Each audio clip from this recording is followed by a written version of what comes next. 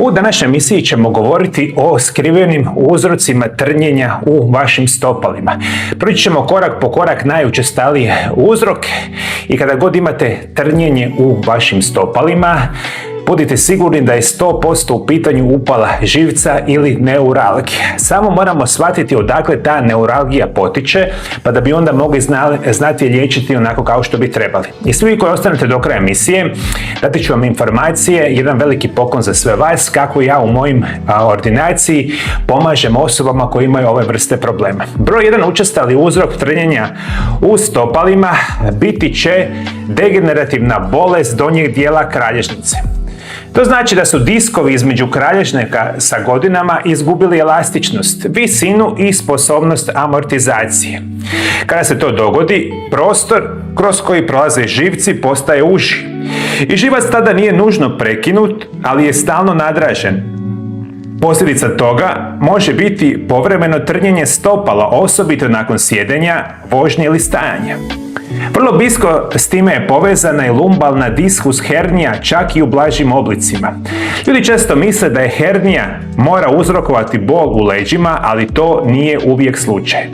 Postoje hernije koje gotovo uopće ne bole u leđima. Jedan od najčešćih problema trnjenja vaših stopala biti će problemi sa donjim dijelom leđa, specijalno taj lumbalni dio. Kao što sam rekao, degenerativne promjene znači da imate artrotske promjene u vašim leđima. One pritišću vaše živce koji se spuštaju kroz kukove, koljena i sve do stopala i uzrok bolesti je degenerativna bolest donjeg dijela leđa ili diskus hernija. Treći učestali problem zašto imate trnjenje u vašim stopalima biti će nešto što se naziva spinalna stenoza. I to je jedan podcijenjeni uzrok ovih problema, a to se odnosi na suženje spinalnog kanala. I ovo stanje osobito često se razvija nakon 50. godine života i kako se kanal sužava, živci dobivaju sve manje prostora. I u početku se simptomi javljaju samo pri hodanju ili stajanju, a kasnije i u mirovanju. Ljudi opisuju da im stopala trnu, da gube osjećaj u stopalima, te da im je lakše kada sjednu ili se sagnu prema naprijed. I to je vrlo tipičan obrazac koji dolazi iz donjeg dijela leđa, a ne iz stopala. I ne smijete zanemariti ni spondilozu ili spondilolistezu. To su stanja kod kojih dolazi do promjena na kralješcima ili čak njihovog blagog pomicanja. Takvi pomakici nisu dramatični na slici, ali mogu biti dovoljno veliki da iritiraju živac godinama i da se javljaju simptomi koji dolaze i odlaze, a danas trne jedno stopalo, sutra drugo, pa nestane pa se sve opet vrati i to je jedan od onih najopasnijih situacija koje će vama uzrokovati probleme sa stopalima i trnjenjem stopala. Biće problemi sa donjim dijelom leđa i budite sigurni kada već osjećate probleme trnjenja, žarenja, peckanja u stopalima da ste u kritičnoj fazi bolesti donjeg dijela leđa. Drugi česti problem zašto vam trnu stopala biti će naravno sami dijabetes i povećana razina šećera u krvi. Možemo reći da jedan od najopasnijih uzroka trnjenja stopala je kronično povišen šećer u krvi. I ovdje dolazimo do dijela koje mnoge šokira. Oštećenje živaca može nastati godinama prije nego što vam netko službeno kaže da imate dijabetes. Tijelo tada već dugo šalje upozorenja, ali ih većina ljudi ne zna prepoznati ili ih ne povezuje sa šećerom.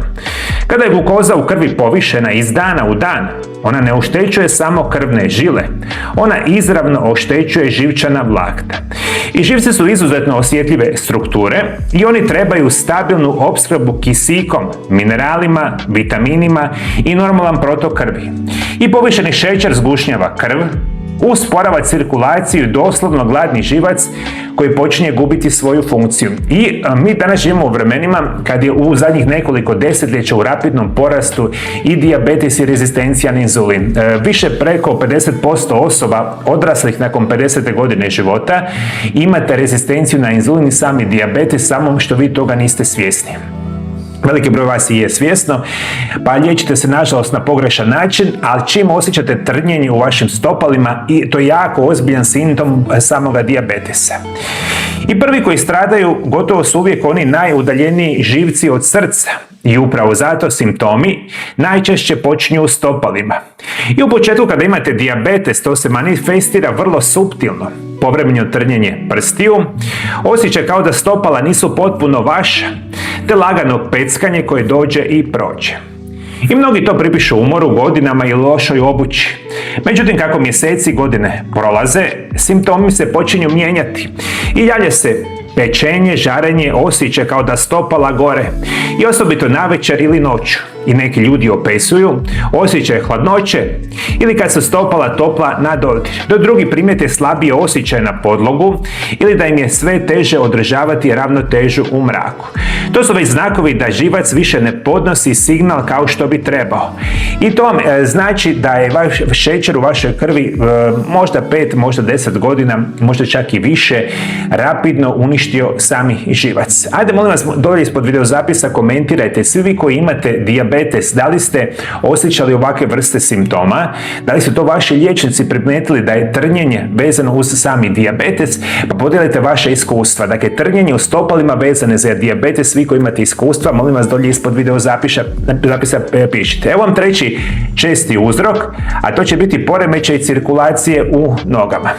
Kod oslabljenog protoka krvi stopala prva stradaju, a krvne žile se potpuno sužavaju, elastičnost stjenki se gubi i živci više ne dobivaju dovoljno kisika. I u početku se to osjeti kao hladna stopala, trnjenje u mirovanju ili osjećaj mravinjanja u prstima. I kako stanje napreduje, javlja se utrnutost, osjećaj slabosti u nogama i bol kod hodanja koja popušta kada stanete. Mnogi ljudi pogrešno pripisuju umoru ili godinama, ali zapravo se radi o jasnom znaku da cirkulacija više ne hrani živce kao što bi trebali. Još jedan česti uzrok se naziva sindrom tarzalnog tunela. Ovo je čest ali slabo poznat uzrok trnjenja stopala i radi se o kompresiji živca koji prolazi kroz uski anatomski prostor sa unutrašnje strane stopala. Dakle, u stopalu postoji jedan specijalan živac, ima tu nekakav tarzalni tunel i kada vama se direktno u stopalu pritisne taj živac, vi možete naravno imati probleme sa stopalima, ali ovaj sindrom tarzalnog tunela jako mali broj osoba zna ili vam se dijagnosticira, zato imate ove probleme. Što još uzrokuje trnjenje u vašim stopalima? Sasvim sigurno i jasno će biti desetljeća jako loše prehrane sa visoko prerađenom hranom, bogato rekli smo šećerima, bijelom brašnom, visoko rafiniranim namirnicama i to radite desetljećima. I što onda vi dobijete?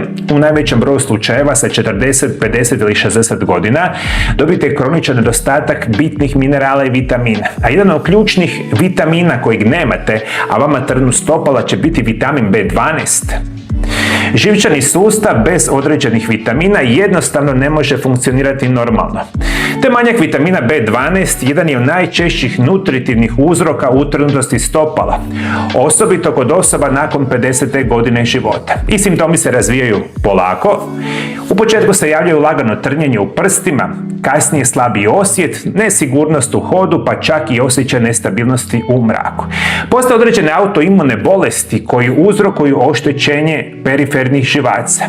Tada imunološki sustav greškom napada vlastito živčano tkivo. I utrnutost stopala tada često dolazi simetrično. Zahvaćene su oba stopala, a simptomi se postupno šire. I ovo su autoimune bolesti. Zadnju stvar koja je jako česta, koju veliki broj vas zanemaruje, vama trnu stopala radi abnormalnog napada na vaš mozak i same živce u cijelom tijelu radi enormne količine stresa i enormne količine redovito konzumiranja kemijskih sintetskih lijekova koji imaju nus pojave oštećenja vaših živaca. I ako ste slučajno jedna od onih osoba koji pijete godinu, 2, 5, 10, 15 godina svaki dan kemijske sintetske lijekove, bilo bi jako poželjno da vaši liječnici vam objasne da možda vi nemate trnjenje vezano uz ovakve probleme. I ovo su najčešći uzroci zašto vama trnu stopala, a ja ću vam dati par informacija koji bi vam mogli pomoći. I kada govorimo o neuropatiji, važno je biti potpuno jasan i medicinski korektan. Nijedna biljka ne liječi 100% oštećeni živač preko noći, ali određene ljekovite biljke mogu biti vrijedna potpora živčanome sustavu. I posebno ako ste koriste pravilno, dugoročno i kao dio širega pristupa. Moja prva preporuka će biti gospina trava ili St. George's wort na engleskom jeziku, koja je poznata po djelovanju na živčani sustav. Druga biljka koja je jako dobra za živce se naziva lavanda, koji djeluje umirujuće na živce i može pomoći specijalno kod noćnog pogoršanja simptoma, napetosti i nemirnih nogu. Treći je prirodni lijek se naziva klinčić koji sadrži eugenol, koji je spoj koji u tradicionalnoj medicini se koristi za neuropatije. Te biljke koje se nazivaju metvica i matičnjak jako blagotvorno djeluju na živčani sustav. I ključno je razumjeti sljedeće: biljke nisu zamjena za rješavanje uzroka, kao što su šećer u krvi, manjak vitamina, visoki krvni tlak na živcima ili kralježnica, ali mogu biti vrijedna podrška. A za one koji žele strukturiran individualan pristup u mojoj ordinaciji se neuropatiji pristupa kroz kombinaciju prehrane, prirodnih protokola, procjene živčanog sustava i dugoročnog plana liječenja bolesti živaca. I vaši se bolesni živci mogu izliječiti kada vi pronađete uzrok i kada ga počnete ciljano liječiti sa zdravim načinom života, zdravim životnim navikama i ciljanim prirodnim lijekovima. Naravno, ja vam to radim jako dugo vremena u ordinaciji i jedni od čestih pacijenata koji imam su upravo problemi sa živcima i trnjenjem u stopalima, koji itekako se mogu liječiti samo kada se znaju. A moji dragi gledatelji, ako vi imate ovakve vrste problema, kao što su trnjenje u vašim živcima i stopalima, imate problema ovoga tipa, molim vas dolje ispod video zapisa komentirajte koji su možda bili vaši uzroci, da ste možda nekada u životu shvatili ili danas još uvijek imate te probleme pa ih ne možete riješiti. Za kraj emisije ću vam preporučiti moj drugi video zapis o glavnim uzrocima trnjenja u šakama. Njega možete pogledati u ovom video zapisu pored mene. Hvala lijepo što me pratite, Bog vas blagoslovio, Bog blagoslovio vašu obitelj, vidimo se drugi puta. Lijepi pozdrav!